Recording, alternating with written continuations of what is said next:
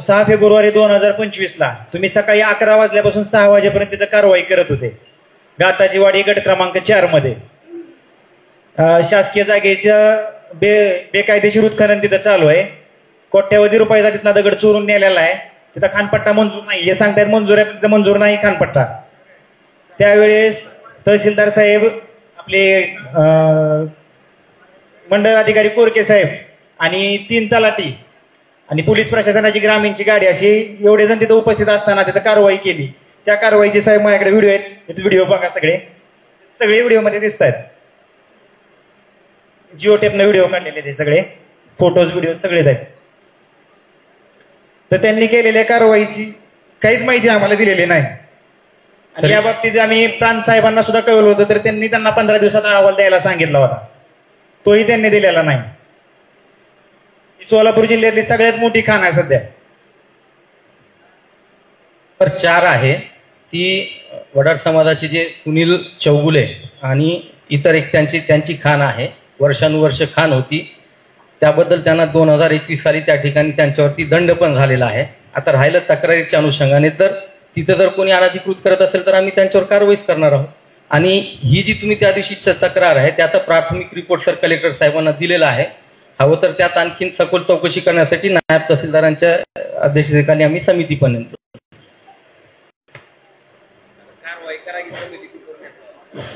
तुम्ही तो व्हिडिओ बघा आधी. त्या व्हिडिओमध्ये आपण तिथे उपस्थित आहेत. त्या जागेचा आपण पंचनामा केलाय. त्या पंचनाम्यात तुम्ही काय लिहिलेलं आहे त्या पंचनाम्याची कॉपी मी त्याला जोडलेली आहे अर्जाला. 253 जिलेटिनच्या कांड्या आहेत, प्लास्टिकसाठी वापरतात ते जिलेटिन.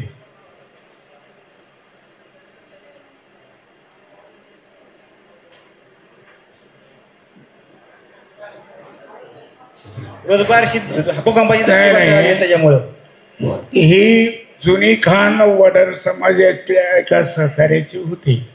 मागच ती बंद झाली. त्याचा धंदा बंद झाला, सगळं बंद झालं. मग ही जागा ही सरकारी जागा आहे.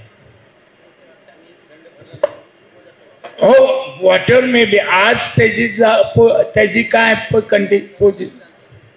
पोझिशन त्याचं आहे. पण तुमचा आता अधिकार आहे का नाही? बोजात चढवल्यामुळं कब्जा कुणाचा?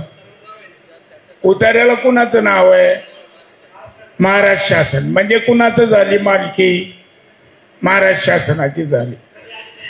तुम्ही मध्ये बोलू नका, नाहीतर बंद करतो आमचं बोलणं.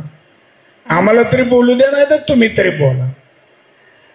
महाराष्ट्र शासनाच्या जमिनीमध्ये जर एखादा खाजगी माणूस उत्खनन करतो, त्याची तक्रार केल्यानंतर तुमच्या हाताखालची माणसं तिथं जातात, पोलीस स्टेशनला कळवलं जातं. पोलिसाचा रोल फार लिमिटेड असतो.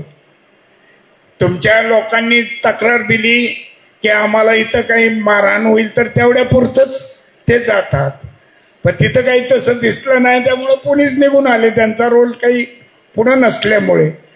पण जे कोणी होते त्यांनी तिथं ते पंचनामा करायला पाहिजे, ती जप्त करायला पाहिजे. ती एवढी वाहनं आहे आणि आजही ते चालू आहे शासनाच्या जागेत. आणि इतके डोळे झाक म्हणजे खूप झालं. मग शेतकऱ्याने एक मुरमाची ट्राली नेली, तुम्ही दंड लावता धडाधड. ही काय म्हणजे जावा येते का शासनाची? हा, एक मुरमाची गाडी असली तर त्याला दंड लागतंय. असं नाही ना साहेब. तहसीलदार साहेबांनी सांगितलं की खानपट्टा मंजूर आहे.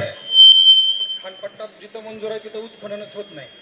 असं डबल कॅरेक्टरची कारवाई समजा ती व्हायलाच पाहिजे ना. तुम्ही तिथं गेला, जिलेटिनच्या कांड्या दिसतात, तुम्ही जप्त न करता आलाच कशी? 1 आठवड्याच्या आत तहसीलदार साहेब तुमच्याकडून संबंधितावर कारवाई केली पाहिजे, हा सगळ्या आमसभेचा निर्णय आहे.